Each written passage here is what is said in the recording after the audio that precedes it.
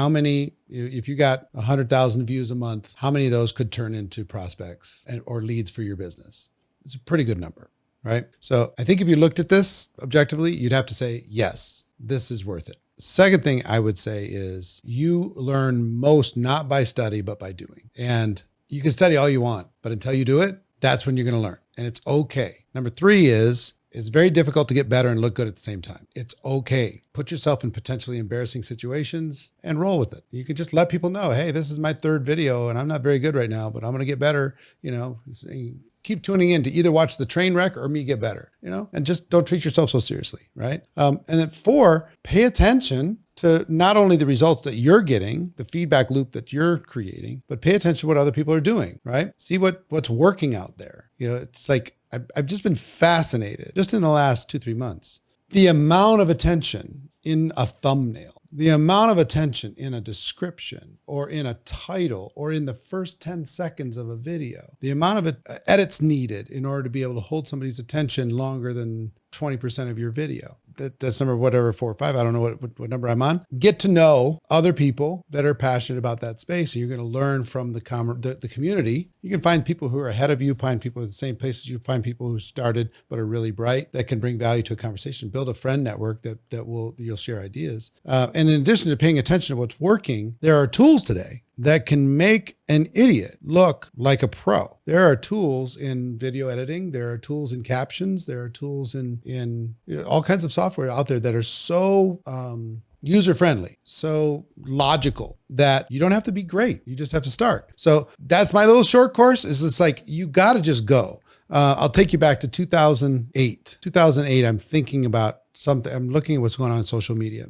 My kids are telling me, stay off Facebook, because that's, it's for kids, it's for students. And if you're coming on there, you're going to be a creepy old guy and it's going to be annoying. We're going to block you. So I'm like, no, there's something there. I think my spidey senses are tingling. So I asked around, who do you know in social media? Who's mastered this game? And I end up on Gary Vaynerchuk. And at the time he was doing a wine vlog.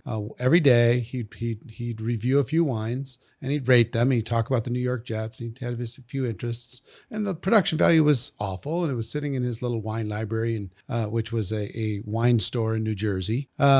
This is a little dude, right? But he was getting 80,000 views a day. I'm like, what is going on? He's getting written up in the Wall Street Journal or whatever, big magazines at the time and newspapers. And he got brought on to, I think it was Conan O'Brien. All of a sudden he's on Conan O'Brien tasting wine with Conan. And I'm like, this is nuts. What's going on? So I contacted him and said, how much for a couple hours of your time?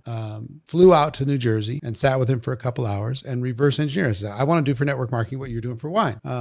So reverse engineer it for me. And he walked me through it. And this was in February 2009. So my birthday was March 11th, a month later. So I said, I'm going to start on my birthday. I had no clue on anything. I bought a bunch of fancy camera equipment that I never used once. I bought a bunch of lighting stuff that just heated up the room and was, uncomfortable and hot, that I rarely used. And then they came out with a flip camera. Remember the flip camera that you just plug right into your computer? Flip camera was genius because I had it in my pocket, take it with me around the world. The quality wasn't amazing, but it was good enough at the time, right? Yep. And I just started. And the first one was pretty crappy, and then I just learned and went and learned and went and learned and went. And that's what created everything from Network Marketing Pro started from doing it. Now, like editing, for example, I didn't know how to edit at all. Totally. So I paid somebody $2,000 at the time to create a little open and a close. Had a little guitar thing and signature and, different pictures and open and a close. And I had somebody come over and write out to create a donut inside of Final Cut Express that would automatically have the open and the close on the front and the back. And then I would record the video, and I almost never edited anything. I just put it in the middle and I squeezed the two ends together. Yep. I exported it and literally had a piece of paper that had every step. Click here, do this, click there, download this video and then write a description, put it onto WordPress, get it over to here, craft the email, new videos up, click here to watch it and learn how to do the hyperlink for the click here. And I'm the least technical person you'll ever meet in your life. So I did that by myself, but 200 videos a year for 6 years. Wow. Something like that. Yep. But it created everything. It created, and in that time came out with the Book Go Pro, all this stuff.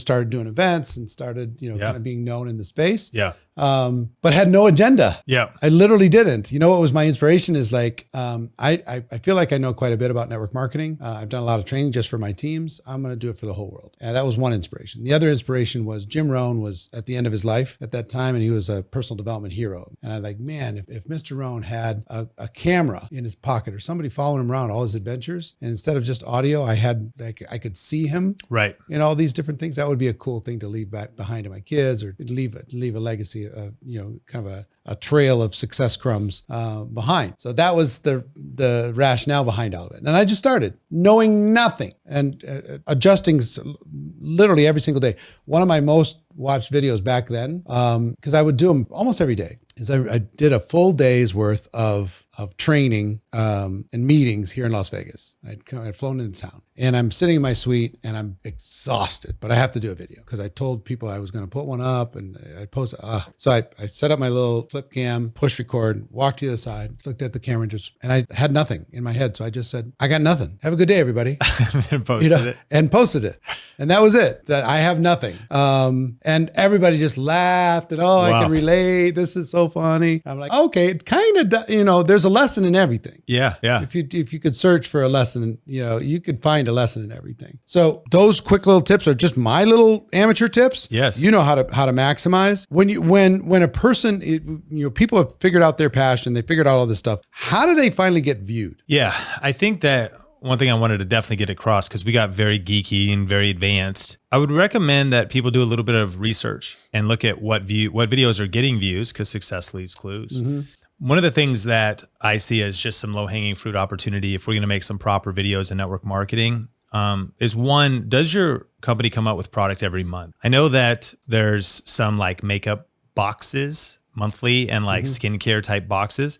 And a lot of times if you'll go look at that brand and the month on YouTube, you will find a video of somebody that's just filming. They're not even on camera. The unboxing. And they just unbox it.